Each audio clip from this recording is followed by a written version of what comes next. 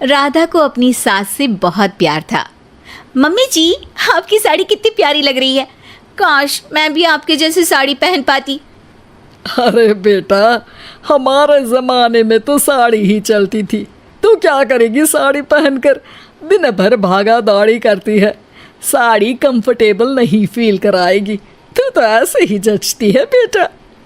राधा सास को लेकर घूमने जाती, सैर करती और उनसे खूब बातें किया करती थी। एक दिन, अरे राधा और माँ सुनो, अब हम लोगों को बम्बई चलना पड़ेगा। मेरी नई नौकरी वहीं लगी है। अरे वाह माँ, कितना मज़ा आएगा ना। अरे नहीं नहीं, मैं नहीं जाऊंगी। बड़ा शहर, बड़े लोग, मेरा दिल नहीं लगेगा। अरे माँ, मैं हूं ना आपके साथ। और सारा परिवार बड़े शहर में शिफ्ट हो जाता है। एक दिन, राधा, तू भी अब नौकरी में जाने लगी है। मैं तो बोर हो जाती हूँ। सोच रही हूँ आसपास की औरतों से दोस्ती कर लूँ। हाँ हाँ माँ, और क्या, यहाँ की औरतें तो किटी पार्टी और बहुत सी फन लविंग एक्टिविटी करती हैं। तो बेटा 2-4 फन लविंग से मुझे भी मिलवा देना। बहू सास के साथ बाहर निकलती है तो देखती है कि सास की उम्र की जो औरतें टहल रही हैं, उनका पहनावा ओढ़ावा सास से बिल्कुल अलग है। लेकिन फिर भी राधा एक औरत को रोकती है। Hello aunty, how are you? Oh great darling. Aunty, हम लोग यहाँ नए शिफ्ट हुए हैं। ये मेरी मम्मी है। क्या ये कल से आप लोगों को ज्वाइन कर सकती हैं?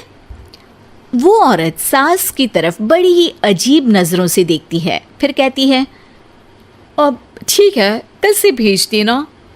सास समझ जाती है कि उस औरत को वो ठीक नहीं लगी, लेकिन फिर भी वो कुछ नहीं बोलती। अगले दिन, अरे माँ, अच्छी सी साड़ी पहनकर तैयार होकर जाइए।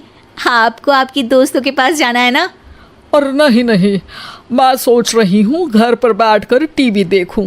वैसे भी रामायण का नया एपिसोड आएगा। नहीं माँ, आप जाओ ना, लोगों से मिलो, बात करो, अच्छा लगेगा। ना चाहते हुए भी सास उन लोगों के पास जाती है, लेकिन सभी सास से बुरा व्यवहार करते हैं। सास मुंह लटकाकर घर आ जाती है। बहू समझ जाती है कि सास को कुछ हुआ है। वो रोज़ सास को पार्क में भेजती, लेकिन सास रोज़ मुंह लटकाकर वापस आ जाती। क्या हुआ माँ, आप बाहर जाकर खुश नहीं होती हैं? अरे बेटा, खुश तो हूँ, लेकिन क्या माँ? आपको तो लोगों से मिलना, बातें करना अच्छा लगता था। मैं देख रही हूँ कि आजकल आप बाहर से आती हैं तो परेशान सी दिखती हैं। सास कुछ नहीं कहती, अपने कमरे में चली जाती है। अगले दिन राधा चुपके से सास के पीछे पार्क में जाती है। हेलो, कैसे हैं आप लोग? एक औरत मुंह बनाकर साइड हो जाती है। सभी एक दूसरे से बात करती हैं, लेकिन राधा की सास साइड में चुपचाप अकेली बैठी रहती हैं। राधा घर आती है और सास के वापस आने का इंतज़ार करती है। सास मुंह लटकाकर घर आती है। अरे मम्मी जी, तब से इंतज़ार कर रही हूँ, जल्दी तैयार हो जाइए, मार्केट जाना है। राधा सास को लेकर बाजार जाती है और उन्हें कुछ मॉडर्न कपड़े दिलाती है। अगले दिन सास उन कपड़ों को पहनकर पार्क में जाती है। Oh my God, you are looking gorgeous. Beautiful top. कहाँ से लिया? हे, मेरे घर में कल किटी है, तुम जरूर आना। अजीब औरतें हो तुम लोग। मैं रोज आती थी, तब तो तुम लोग सीधे मुंह बात भी नहीं करती थी। आज इन कपड़ों को देखकर तुम मुझे घर बुला रही हो। लेकिन सुनो, अब मुझे तुम लोगों से कोई बात नहीं करनी और ना ही दोस्ती करनी है। अरे, तुम तो बुरा मान गई। वैसे दोस्ती नहीं करनी थी तो ये कायाकल्प क्यों किया? ये मेरी बहू ने किया है। मैं यहाँ सिर्फ ये देखने के लिए आई थी कि तुमको मुझसे समस्या है या मेरे कपड़ों से। कपड़े तो बदले जा सकते हैं। अच्छा चलो, जो भी हो, अब हम लोग तुम्हें अपने साथ रखने को तैयार हैं।